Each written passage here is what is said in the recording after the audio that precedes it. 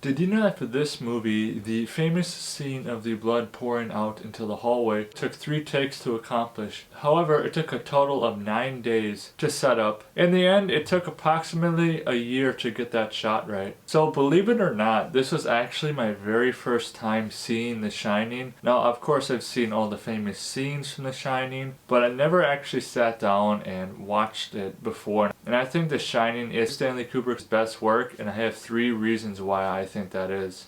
The first reason is I think he does an amazing job of building suspense and having the characters slowly descend into madness, where in the beginning you see that Jack and his family are pretty happy, everything seems pretty normal. But as the days go by, eventually it starts to take a toll on them. The isolation was a big thing that contributed to the slowly descent into madness, especially for Jack's character. My favorite show of this descent into madness was when his wife, Wendy, discovered all the papers that he had been typing up, and they all said the same thing. It's typed over and over, probably a few thousand times. I mean, that was just beautiful, genius craftsmanship there to show the mind of someone slowly slipping into madness. But then also you see the stress of Wendy. Her slowly descent in madness is really well done too. It's mainly the cause and effect of her seeing Jack going crazy and her trying to maintain her sanity. The second reason why I think this movie is Kubrick's best work is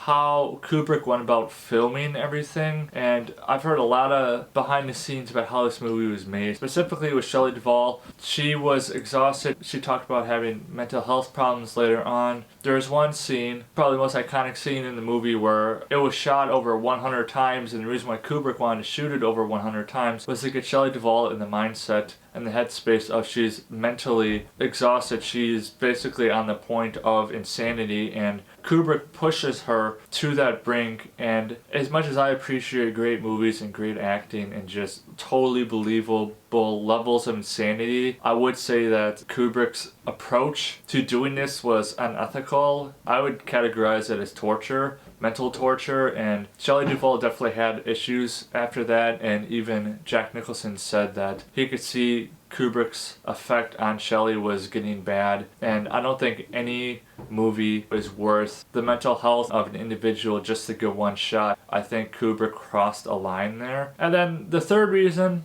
is I love the symbolism in this movie, specifically with colors. Red is the very prevalent color in the movie. There is green in the movie as well. Most people know that the color red symbolizes blood and horror and anxiety and fear is all red. And there is that subtle shift in the movie from Jack's character wearing green in the beginning to the very end where he's wearing red. In horror movies specifically, green is often the color associated with either magic or the harbinger of evil. Specifically, the green bathroom.